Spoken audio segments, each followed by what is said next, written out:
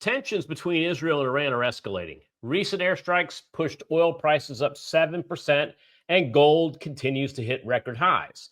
Now, these geopolitical events create unique opportunities for investors and traders. So today, I want to dive into the best ETFs that could outperform during this crisis. Plus, stick around. I got my number one stock pick, and you're going to want to see this. So spend a few minutes with me. You don't want to miss it.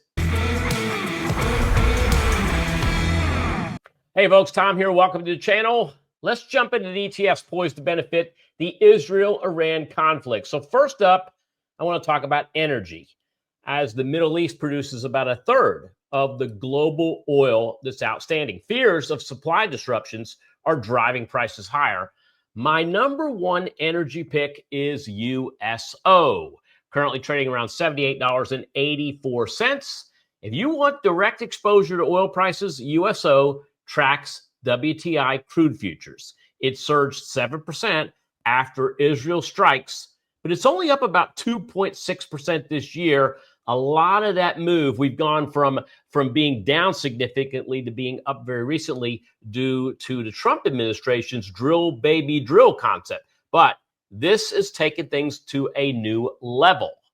Next, let's talk about defense. The ETF that I'm looking at here is looking at boosting military spending, and funds are ready to capitalize on ITA. This is the Aerospace and Defense ETF. Now, companies that are involved in this ETF include Lockheed Martin and Raytheon. Currently, it's up about 23%, hitting new highs daily, and it's often seen as a hedge against market volatility. Look at the chart here, $181 coming into this video, and of course, it is, like I said, hitting new all-time highs on a daily basis. It's a great trend for this particular ETF. Next, I want to talk about a safe haven ETF. And what I'm talking about is gold. And the ETF I'm discussing, GLD. The chart of GLD is around $314.49, but the trend is up and to the right, up 28% year to date. It's been on a tear. Go back to 2022 when it was trading at $150 a share for this ETF. It's more than doubled since then. It is a must-have for turbulent times. All right, before I get to my number one pick, I want to mention this.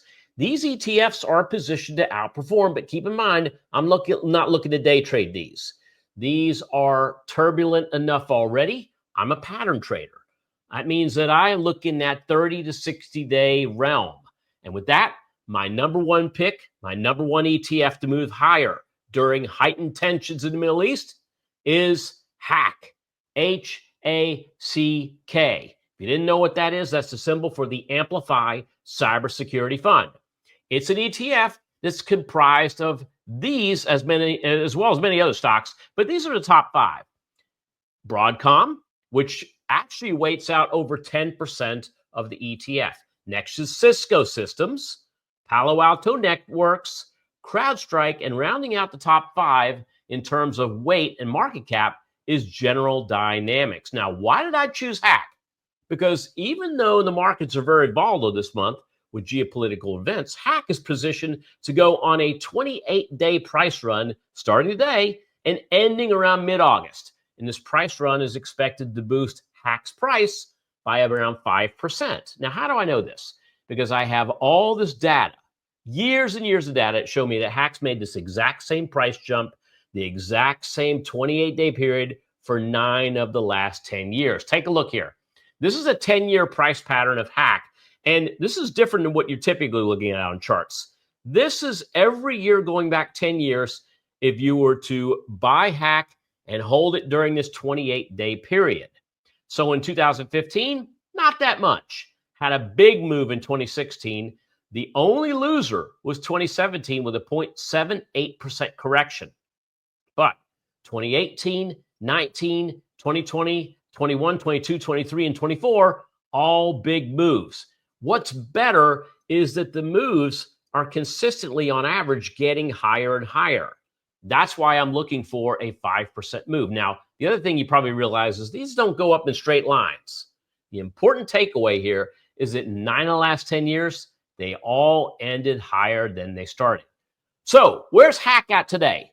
Take a look at this chart. This is the Amplify Cybersecurity ETF taken right off of Robinhood.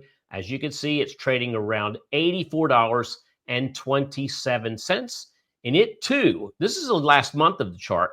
It's up about 5%. Year to date, up over 11%. And I'm trying to show you here that there's no knee-jerk reaction to the conflicts in the Middle East, as there seems to be with an ETF like USO. So what can we do with this information? Well, we could just simply buy the ETF, and we're looking for it to go up 5%. We get out 5% higher. Today, trading above 84, I'd be looking at a price around 89 to 90, which would take it to new all-time highs. Or we could look at options. Right now, call options can give you the buyer a way of gaining leverage on a smaller move. And right now, the 84 calls for September for HACK are trading around $3.33. Now, if Hack were to move at or above 89 before this pattern ends, these calls would be worth a minimum of $5. That would be about a 50% return on $3.33 call options. Of course, if Hack doesn't make the move or even moves lower, the most the call option buyer stands to lose is what they put into the trade, basically the premium on the option. In this case, $3.33 or $333 per call option contract.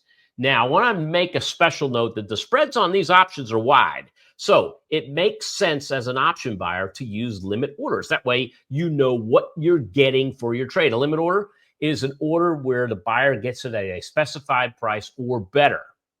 I typically do not use market orders in options contracts. So in summary, geopolitical events are unpredictable. While escalations could spike prices significantly, a resolution could cool them off just as fast. And while nothing's 100%, out of all the sectors I highlighted, I really do like the Hack opportunity because it's rules-based, because it's seasonal, and because in the last 9 of the last 10 years, this particular ETF has moved up in value. I hope you enjoyed the video. Like, subscribe, and share. I'll see you on the next one.